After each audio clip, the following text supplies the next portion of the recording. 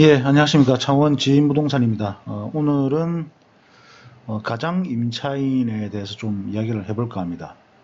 최근에 제가 이제 저 인근에 있는 경매 물건을 보다가 좀 저렴하게 나온 물건이 있어가지고 관심을 가지고 봤는데요. 조금 가장 임차인 형태로 보이는 것이 있어가지고 가장 임차인에 대해서 좀 공부를 좀 해봤습니다. 물건에 대해서 자세하게 말씀드리지는 못하고 지금 문건 처리 내역을 보면서 잠시 말씀드리겠습니다. 예, 이게 이제 문건, 그 사건의 문건 처리 내역인데요. 빨간 줄 보시면, 임차인 중 한 분이 이제 배당 요구 신청서를 법원에 냈습니다. 본인이 이제 진짜 임차인이다라고 하면서 전세금을 돌려주세요라고 이제, 낙찰이 되면 배당을 해주세요라고 했는데, 이분이 이제 현황조사서 상에는 소유자 아들로 나옵니다. 그러니까 이제 소유자하고 아들하고 임대차 계약을 체결했다는 건데, 언뜻 보면 상식적으로 좀 이해가 안 가죠, 그죠? 아들하고 부모하고 임대차 계약을 체결한다. 좀 이해가 안 되는 부분인데, 쭉 문건 처리 내역을 쭉 보다 보니까 아니나 다를까 이분이 이제 배당 요구 신청을 다시금 취하를 했습니다. 취소를 했습니다. 본인들도 좀 이상하다고 뭐 느끼셨겠죠, 그죠? 그래가지고 취하를 했는데, 보통 이런 물건을 보게 되면 조금 머리가 아프죠, 그죠? 일반적인 임차인도 아닌 것 같고, 친인척 간에 또는 뭐 부모 자식 간에 임대차 계약이 돼 있다라고 하면 이걸 이제 나중에 뭐 배당 취하를 했습니다만은 이거 나중에 내가 인수를 해야 되나?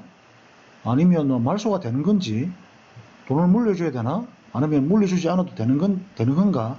라는 좀 고민이 생깁니다. 그죠? 그래서 저도 마찬가지로 해서 이런 경우는 어떻게 되는지 싶어가지고 실제 또 진짜 임차인인지 가장 임차인인지 어떻게 보는지 궁금해서 공부를 좀 해봤습니다. 예, 보시면 제가 이제 공부한 내용인데요. 여러 가지 이제 뭐 동영상 보면서 쭉 정리를 한 내용입니다. 공통적인 내용일 수도 있고요. 첫 번째는 이제 공통적으로 얘기하는 게 건저당하고 선순위 임차인 금액이 시세를 넘는 경우 일반적으로 이제 가짜 임차인의 경우가 많다. 어떤 얘기냐면 시세가 이 정도인데 지금 선순위 임차 금액이 이 정도고 건저당이 이 정도다 라고 하면 벌써 시세를 넘어버리죠, 그죠? 이럴 경우에 은행에서 이제 건저당을 설정할 때 보통 이제 뭐 60, 70% 설정을 하는데 앞에 이렇게 선순위 건저당이 있을 경우, 선순위 임차인이 있을 경우에는 이 대출을 해줄 리가 없다는 것입니다. 당연히 이제 은행에서 일물건에 건저당을 설정할 때는 당연히 이제 뭐 전입세대 열람이라든지 앞에 전입세대가 있는지를 확인을 하는데 요거는 뭐 전입신고는 먼저 돼 있었겠죠, 그죠? 돼 있는데 은행에서 그러면 이 전입자가 임차인인지에 대해서 확인을 합니다. 그런데 이 돈을 빌려줬다는 것은 아마도 이 전입을 빨리 한 사람이 전입자가 무상거주를 하거나 뭐 친인척이거나 하여튼 뭐 무상거주나 무상임대 확인을 했다는 거죠. 그리고 요런 이제 각서라든지 확인서를 받았다는 겁니다. 이렇게 해서 대출을 발생시켜 줬는데 당연히 그런데도 불구하고 이렇게 선순위로 임대차 신고를 한다는 것은 가짜일 확률이 높다라는 것입니다. 그래서 이런 경우 이제 은행에 가서 무상거주 각서나 무상임대 확인서를 확인하고 그게 있을 경우에는 앞에 있는 선순위 임차인이 가장 임차인일 확률이 높다는 것인데요.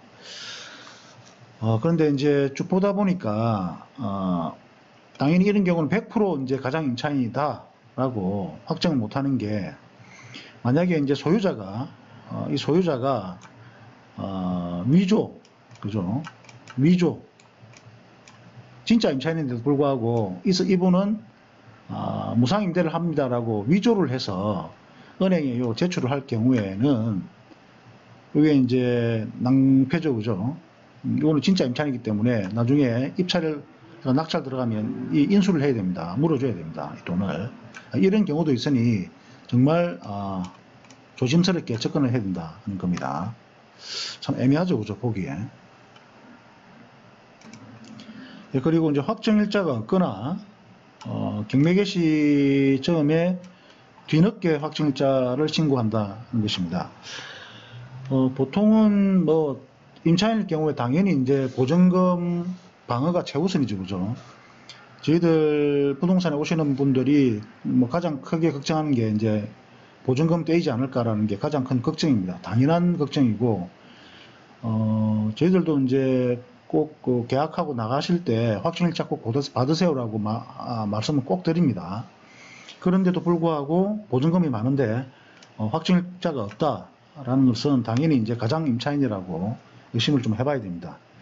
그리고 이제 경매 결정 즈음에 뒤늦게 확정일자를 신고한다.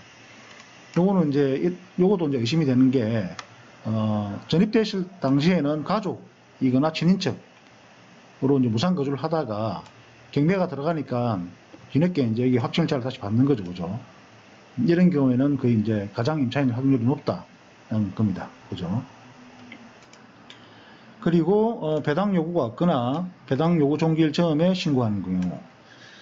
배당 요구가 없다는 거는 실제 이제 뭐 선순위니까 전입 신고가 빠를 경우에는 대항력이 있어서 나 계속 살 건데 배당 요구 안 할란다 뭐 하는 경우도 뭐 있을 수도 있습니다. 그런데 보통은 이제 집에 경매가 넘어가면 후순위든 선순위든 겁이 나죠. 그래서 주저하기 때문에 보통은 이제 배당을 받고 나가려고 합니다. 그런데 이제 배당 요구가 없다. 이런 경우는 조금 의심을 해봐야 된다는 거고, 더구나 이제 확실한 임차인 이런 경우도 있죠, 그죠? 가장 임차인일 경우에는 밑에도 말씀드릴 텐데 이 형사처벌이 있습니다.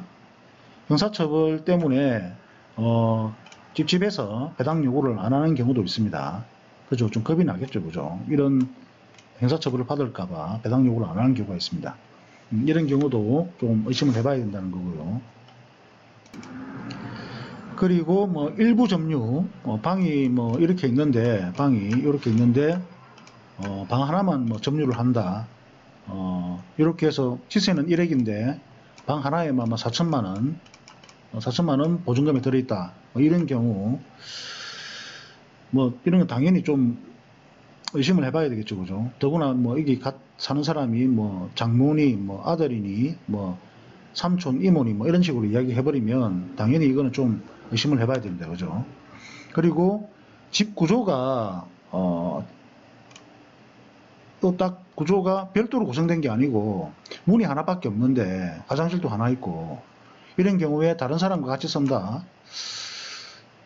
조금 좀 이상하죠. 물론 이제 요즘 뭐 공유주택이라 해서 이렇게 쓰는 경우도 있긴 합니다. 그런데 소유자하고 이렇게 같이 쓴다. 이거는 좀 의심을 해봐야 됩니다. 임차인들이 각각 있는 경우에는 공유주택 이 경우에는 이런 경우가 있지만 여기는 소유자가 살고 같은 내부인데 임차인이 살고 모르는 사람이 이렇게 한다. 이거는 당연히 좀 의심을 해봐야 되겠죠, 그죠? 그리고 이제 임대차 계약서인데요. 이거는 뭐 만약에 가장 임차인이라면 임대차 계약서를 이제 뭐 낙찰을 준비하시는 분들한테 보여주진 않겠죠, 그죠? 보여주진 않겠지만 나중에 낙찰 이후에 가장 임차인인지 아닌지 공방이 있을 경우에는 이제 뭐 제출할 수 있는 게 임대차 계약서인데 대부분이 이제 공인중개사가 끼지 않는 그 당사자 간의 계약이라는 점입니다. 대부분이. 그리고 이제 계약서 양식이 약간 다른 얘기 뭐냐면 분명히 지금 뭐 오래전에 계약을 했는데 계약서 양식은 최근에 나온 계약서 양식일 경우가 있다는 거죠. 이런 거는 이제 공인중개사들이 보면 압니다, 그죠? 그리고 뭐 공인중개사 도장이 있긴 합니다만 예를 들어서 이 계약은 2018년도에 했는데 이 중개사는 2020년에 개업을 했어요. 그럼 당연히 이제 이 계약서는 가짜겠죠, 그죠? 그리고 보증금이 오간 증빙 자료가 없다. 보통은 저희들이 실무상에서는 계약금 보낼 때 이제 뭐 계좌로 넣으라 하는데 뭐 그런 내역이 없다든지 이런 경우에는 한 번쯤 의심을 해봐야 된다 하는 겁니다. 그리고 계약자가 이름이나 성이 비슷한 경우, 뭐 친인척이란 이 말이죠, 그죠? 친구, 뭐 직장 동료, 친인척 일 경우도 있으니 이런 부분도 탐문을 한번 해봐야 된다는 거고, 이 부분이 좀 최고 중요할 것 같은데요. 아까 그 경우도 현장 조사서를 보면 어떤 글이 나오냐면 비협조적이었다라고는 문구가 있습니다. 만약에 진짜 선순위 임차인이면 낙찰자가 이제 낙찰 받아가지고 선순위 임차인이 나중에 이사를 갈 때 이 낙찰자는 요 이제 인수를 했으니까 보증금을 돌려줘야 되죠, 그죠? 그러면 이 선순위 임차인은 돈을 받아야 될 처지이기 때문에 낙찰자가 오면 또는 낙찰 받을 사람, 경매에 들어갈 사람들이 오면 뭐 협조적이겠죠. 나중에 자기한테 돈을 줄 사람이니까 잘 협조적으로 하고 임대차 관계에 대해서 소상히를 밝히겠죠, 그죠? 그런데 만약에 가장 임차인이면 계약서도 보여주지 않고 계속 뭐 숨기려고 하고 비협조적으로 나오겠죠, 그죠? 이런 경우가 많으니까 이런 경우가 애매할 때 직접 이제 현장 방문해서 협조적인지 아닌지에 대해서 확인할 필요가 있다. 뭐 그런 내용입니다. 그리고 이제 확인 방법은 뭐 등기부 등본, 그다음 이제 경매 상에 이제 문건 전달되어 현황 조사서 등등 해서 보시면 될 것 같고요. 이거는 좀 다른 얘기인데 전입신고가 빠른 사람이 있습니다, 그죠? 빠른 사람이 있는데 그러면 당연히 이제 뭐 선순위 객관이 판단을 하게 되는데 만약에 이제 이 등기부를 떼서 보니까 이 임차인이 전 소유자 그나 전 소유자의 임차인일 경우가 있습니다. 그럴 경우에는 전입신고가 빠르다 하더라도 전 소유자일 경우에는 후순위라는 거죠. 후순위. 무슨 말이냐면 쭉 하다 매매가 됐습니다. 이 시기에 매매가 됐는데 이때까지는 뭐 전입신고는 이렇게 되어 있고요. 소유자지만 이때 매매가 되면 이 시기부터 이제 임차인 아닙니까, 그죠? 임차인인데 보통 건저당이 이제 설정될 때 보면 매매 당일날 건저당이 설정되는 경우가 상당히 많습니다.